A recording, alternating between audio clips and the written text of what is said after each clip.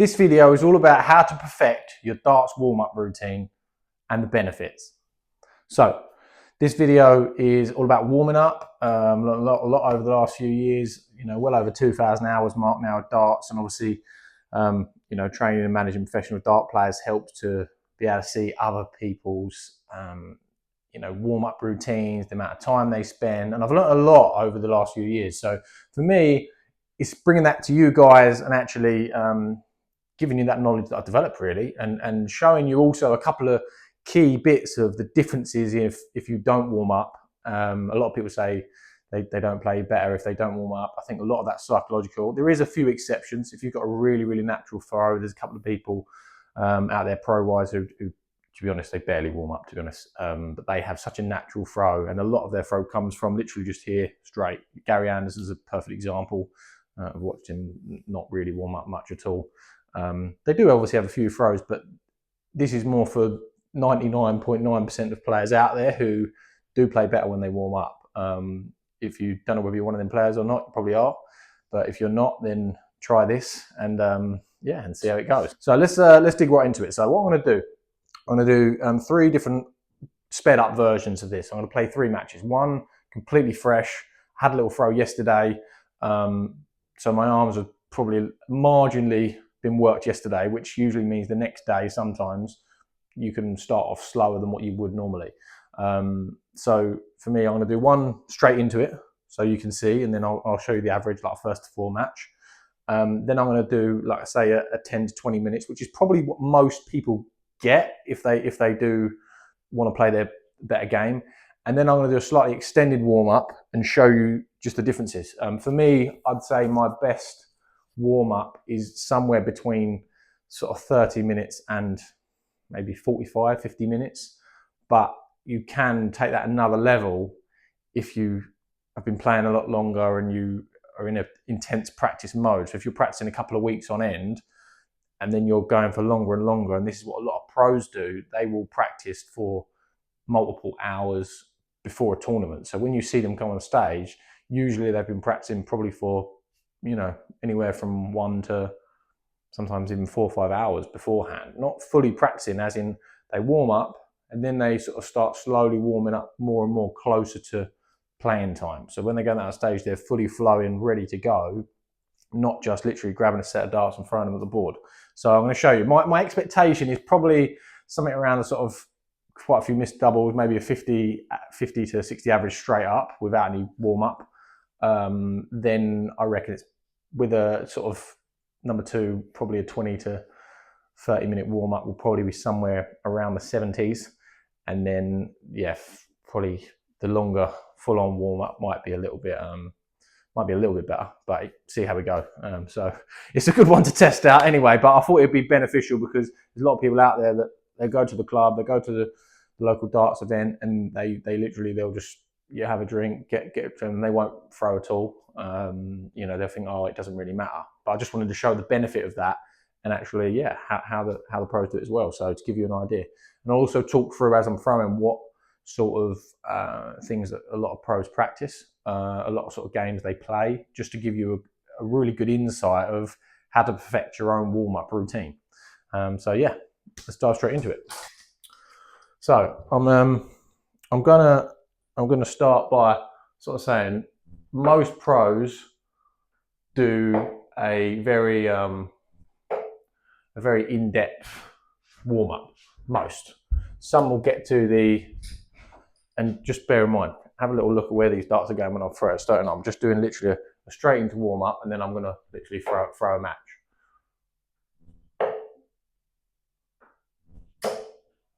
They're not going very well at the moment. I always throw badly if I've thrown the day before for the first couple of minutes. It's just sort of almost like waking the arms up. I think it depends on your circulation and how much you play, but for me, it takes me a good probably 5 minutes. I don't really pay attention too much for the first sort of maybe 3 or 4 minutes of practicing until I literally get the arm flowing, the blood pumping, and then I start to pay attention to it really. You just got to get that arm going really. I mean, you want to pay attention to your technique. One of the worst things I see is people throwing away darts. So on the third dart, they'll just like not really care. But it doesn't really matter when you first start throwing. But after that period, then you never really want to throw darts away, for me. So I'm literally gonna throw a match now, and then I'm gonna speed up the results so you can see. So this is number one, and they're not looking good. So this is the result for number one.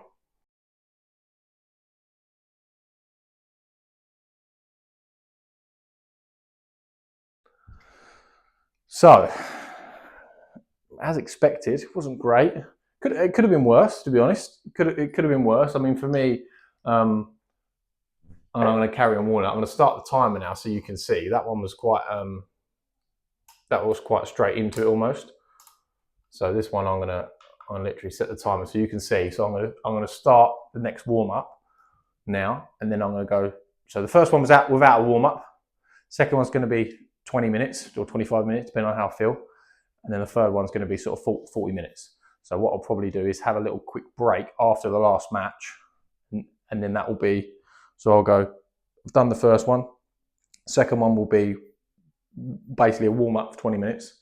And then it will be going into a match. And then I'll play the following match after that. So it's going to be about 40 minutes, which for me is an ideal warm up. You don't usually get to practice that much, in all honesty. If you're going to a local club, local tournament, you can get it. Last Open I did, I got about probably 35 minute warm up on different boards, but still you can do it. You're just waiting a little bit longer. So instead of me throwing 1, 2, 3, you're literally just waiting behind a little bit of a line, and that's the difficulty sometimes. Something I've struggled with, like playing sort of UK Open qualifiers, where I'm used to practicing on my own at home quite a lot for a lot of my hours. For me, it's a bit of a struggle when I go to somewhere like that and I don't have a lot of practice time. You're trying to always time it. One of the biggest things I would say that can benefit people are really going to be when you're first starting off, trying to time when your match is going to be. You know, because that is the biggest thing I learned from playing Challenge Tour and Q School. And I'm going Q School this year, by the way. I haven't had great preparation. I had a few shoulder strains, and I'm just recovering from one now. So I'm really going there for the Challenge Tour. But I'm still going to see, you know, how I perform relative to previous years. And also, I just want to get in the Challenge Tour and play some more decent players all year. Really, I didn't really have a fair shot at it last year. You know, so for me, I wanted to do more in the Challenge Tour, but this year, for me, it's about getting serious on that Challenge Tour, getting a decent ranking, playing as many events as possible, and that's my goal for this year. Is, to be honest, I'd like to get top 50 in the Challenge Tour. It's really difficult to do, but I'd love to be able to get that. I'd class myself as a big jump if I get to that level, but if there's so many good players on the Challenge Tour that easy jump onto the Pro Tour. And for those who don't know, I'm talking about the PDC Challenge Tour. So Professional Darts Corporation every year do something called PDC Q School, where they will basically give a certain amount of tour cards out, which you then are eligible to play on the Pro Tour. And those players that don't get a tour card will then be allowed to go to the Challenge Tour, which the top 2 ranked players at the end of the year on that Challenge Tour will get a tour card automatically. They're also competing for decent prize money and stuff like that. Not quite as good as the Pro Tour, but it's still worth it. It's very hard to make money because by the time you pay out for hotels or flights if you need them, then you're struggling a little bit. So for me, that's what my plan is anyway, to really go after the Challenge Tour this year.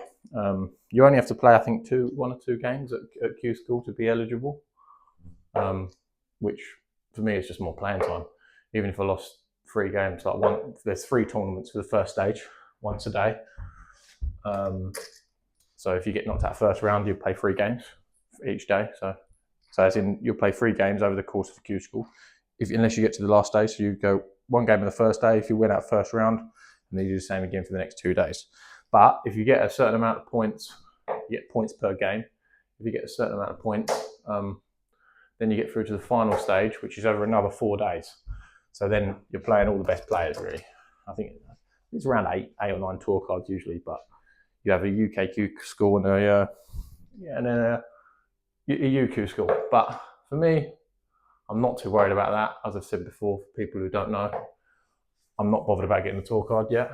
For me, I'm not playing at the right level. I think I think it's always worth going to Q School. If you're a good player and you want to get better, I think it's really worth going. And a lot of people have come up to me and said, you know, thanks for doing your Q School video. Like, I learned a lot from it, and it made me want to go like playing at a bad level, because I've got whopped quite a lot of times at Q School, to be honest. I've won a game or so, but I can't really remember having any good runs. I got a couple of points, maybe 1-2 games, I think. But for me, it's about actually getting the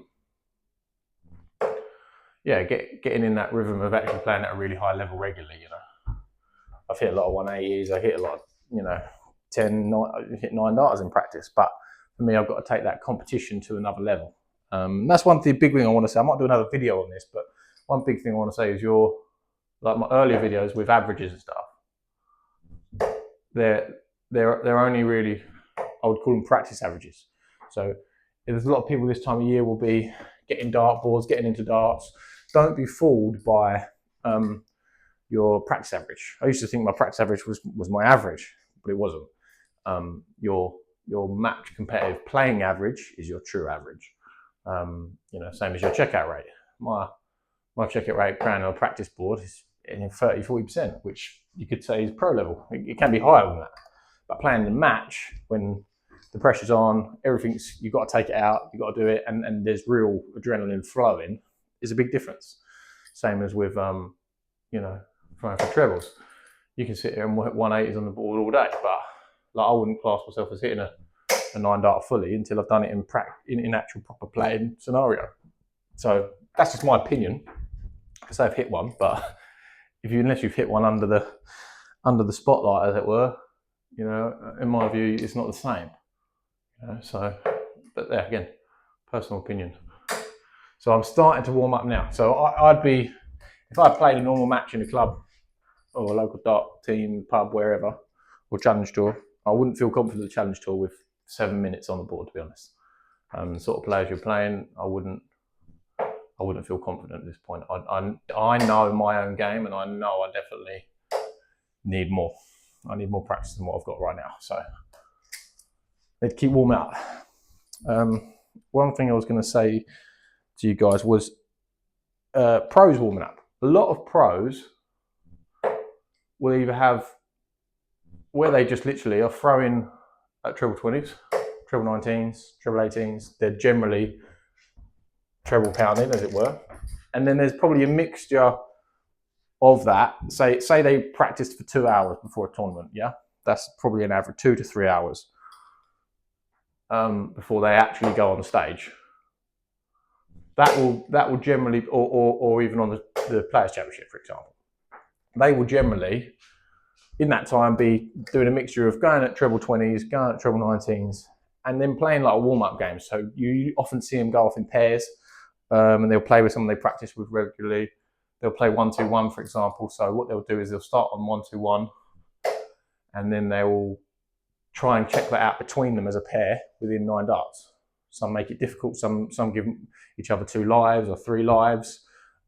If they don't get it in 9 darts and check that out as a finish, then they basically have to go down a number. So then they'll start at 120. If they get it, they go up a number. And then obviously, depending on how long they've got, they'll carry on. It's a really good way to warm up because it develops your counting, but it also, 1-to-1, you see a lot of 1-to-1s taken out purely for that reason. There's a lot of games. So you generally, that's one you would feel confident on. And there's no surprise that that's probably one of the most popular practice games. And there's also probably I don't know the facts, but I would be very surprised if that's not one of the most common checkouts there is on 1-2-1. You see it very often. And it's still a 3 dart checkout, but because the guys practice it all the time, a lot of pros do, you know, you see a lot more of them go.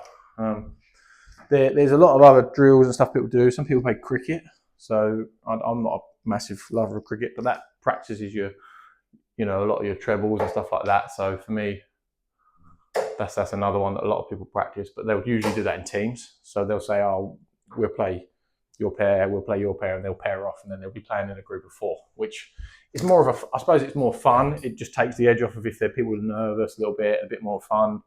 Might buy each other a drink or whatever, like it's just a bit of fun really what a lot of the guys do. So that's something that we generally do.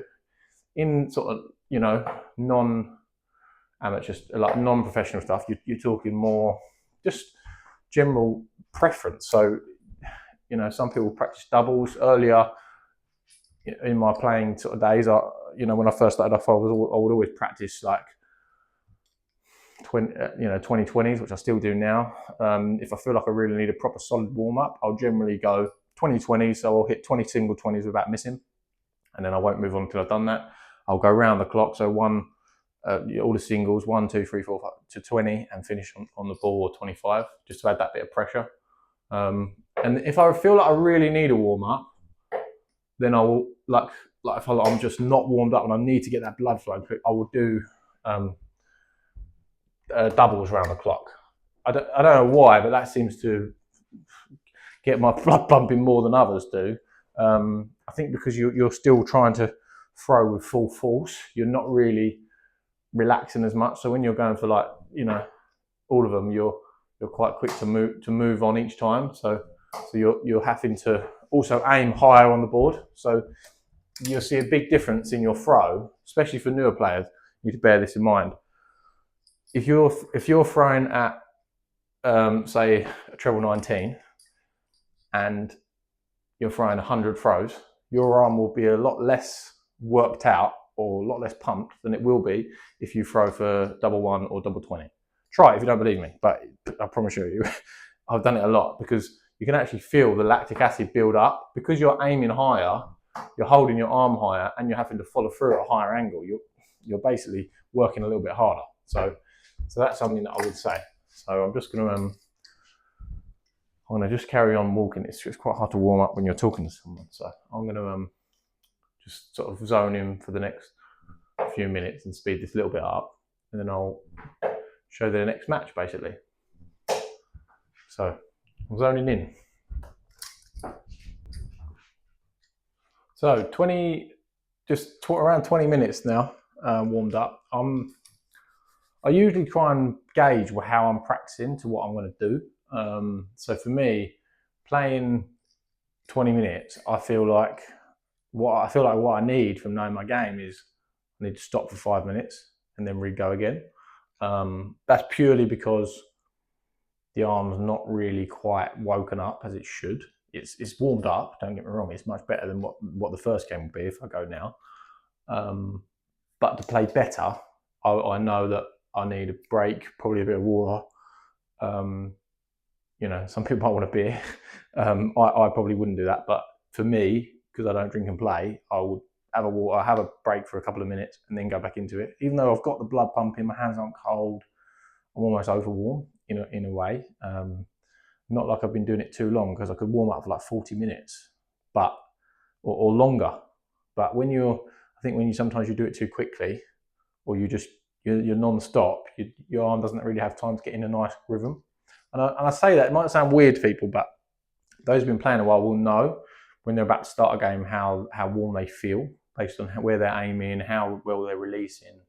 And what you'll notice when you're adjusting for stuff, so say you're going treble 20 and going high, when your adjustment's just low, like I've hit probably about 8 140s, and I've just kept missing below. So only a couple of 180s in 20 minutes, which for me is quite low. But I've missed quite a lot of 180s really for me. So that's just a factor that I would bear in mind when I'm warming up, is how do I feel right now? If I've gone past that sort of 10-15 minute window, I know I've got some muscles working, I've got blood pumping, which is good. And now I'm just trying to find that key little point, that optimizing point really. So that's what I'm not going to do that for this video. I'm just going to do what I said, which is go in 20 minutes, and now I'm going to throw another match and see what difference that is from the first, which I imagine it'll be fairly different. But then what I'm going to do is I'm going to literally take a few minute break after that match, and then go into the next one, because that'll probably be around 40 minutes or so by the time I play that final match. So that'll be me equivalent to pretty warm, to be honest. It's equivalent to me playing 1-2-1 or warming up as I normally would. And that would be the ideal. But let's see what the results come out. If it's worse, then I might have to rethink it. But I've done it a lot of times, so I know it's probably going to be a bit better. But we'll see. You can be overtired as well, so you got to watch how you go. So yeah, we're going to get into the match now.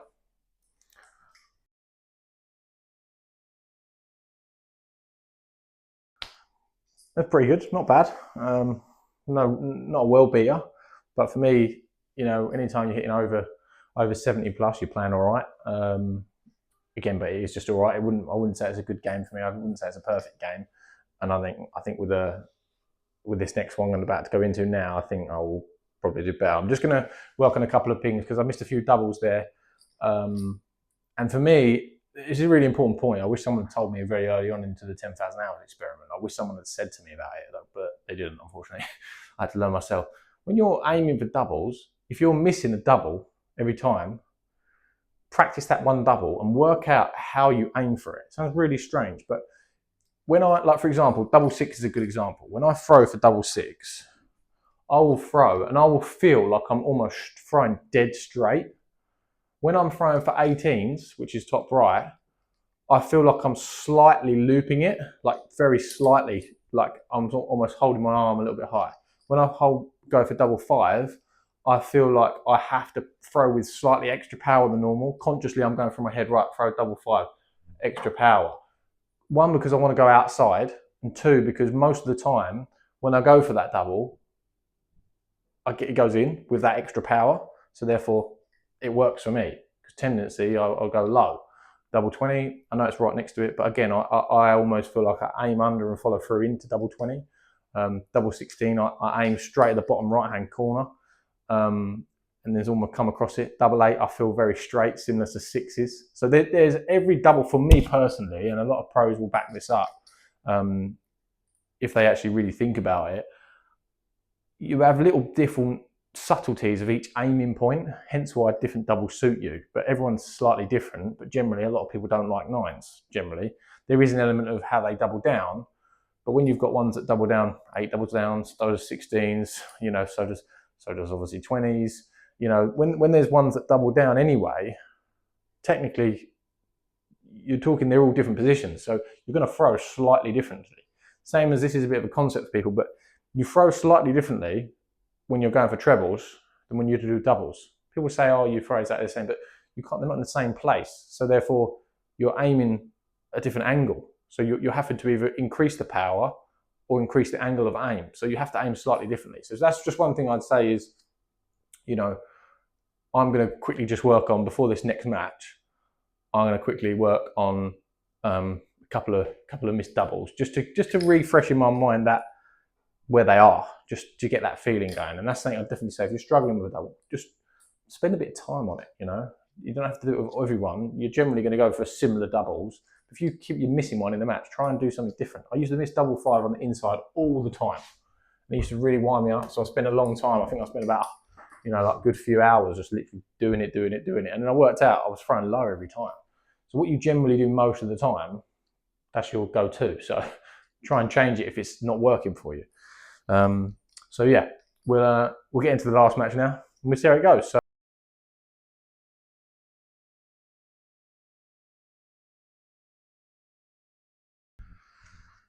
So there we have it. A decent warm up. I mean, that game I've just played went quite quickly, to be fair.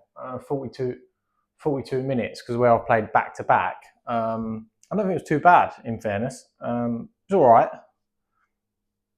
There was more 180s than the previous match and stuff like that. So things were going in the right direction. Checkouts were definitely better, but there's still a lot of room for improvement. But at the same time, I think I can't complain too much, So there we have it. That's the 3 different warm-ups and the results. For me personally, again, this is only my own game, and I've worked on this for a number of years now. That it works when it's got a lot better time and a lot more time to warm up. I obviously haven't played big stage matches and stuff like that. So for me, I've never had a chance to practice for sort of 3-4 hours before I go onto a match. But I've seen it, and it obviously it works. You know, if you just change that setup very slightly and just rush someone on, it makes a big difference and can really decimate the game. So getting that timing right is the best thing. And for those going to Q School, Challenge Tour, even playing in local tournaments and stuff, it's a great thing to do, but it's about timing. You know, as soon as you know when the draw's out, as soon as you know when you're on, prepare that you might be on straight away. If you're not and you're chalking and whatever, that's fine. But at least you've prepared for that. Results are one thing, and on the practice board, they're another thing. So you've got to really take these tips into your own game and work out what your best routine is for, you know, practicing a warm up. But there's a lot of little bits and pieces that you can take from this, hopefully, and take them into your own game and improve that. But the biggest thing I'd say that to help improve your game and perfect that warm up routine for yourself would 100% be make sure you warm up, give yourself more time. Please don't be the person that I hear so regularly that it just pains me inside. I don't say much to anyone about it, but I hear it so many times, oh, it doesn't matter if I warm up or not. But actually it does. You know, I've heard so many people say that, and when they go and actually do warm up and do the right things properly, you know, why are pros better? Is because you know, they have a God-given talent? No, some are talented and have a better natural ability than others, but actually they do things in a certain way. Most of them practice fairly regularly. You know, not all of them, but most of them either have got years of experience, their throw is a certain way and it doesn't really change much, such as a Gary Anderson, or they do certain things in a certain order to try and minimize all the different variations that can happen, you know. So that's why they're better. You know, I promise you now, if you take a pro, with the exception of Gary Anderson, because let me talk about Gary's throw quickly. Gary's throw goes from back here straight. He has the least amount of things that can go wrong in his throw. But even he gets it wrong. He had a bad game recently. I think he'd been chopping down some wood. But he's a great example and the enigma to everybody else, because actually he doesn't need to warm up, because all he's really doing, from his view, is just straightening. So all he's got to really worry about is follow through, because he comes back to the exact same place because he's been doing it for so many years. But aside from someone like that, most people have got to get their rhythm, so they get their flow every way, so it's the same. So every time is similar. And they have to get the blood pumping, because if they don't get their release right, it won't work. You know, and the timing is slightly off. It's such a micro sport in terms of the way you do things. You just have to try and minimize all them little variations. If you go up to a board and you take any pro and you just throw them straight in, random set of darts, they will throw better than the average person. Are they going to throw 100 average, 40% checkout for, you know, 3 sets? No, they're not. You know, Peter Wright's a good example of that. Changing loads of different sets, changing loads of doubles go missing, things get inconsistent. That's a perfect example of an amazing player. He's gone back to some previous darts they used, that's given him confidence. He knows he can throw them well, put a bit of practice in, and they're playing really well again. So there's prime examples there of take that into your own game and just do it to your own level. So when you go down the pub, or when you even practice at home, if you want to play a better game, or you're playing an online match or something like that, just warm up for a bit. You know, just give yourself that little bit of extra time to get in the zone and feel more confident as well, instead of just hitting it cold, because if you play with cold muscles, it will not be as good. So hopefully that helps. And yeah, hopefully I see some of you Q School Challenge Tour or some local stuff. And yeah, watch this space. Speak to you soon.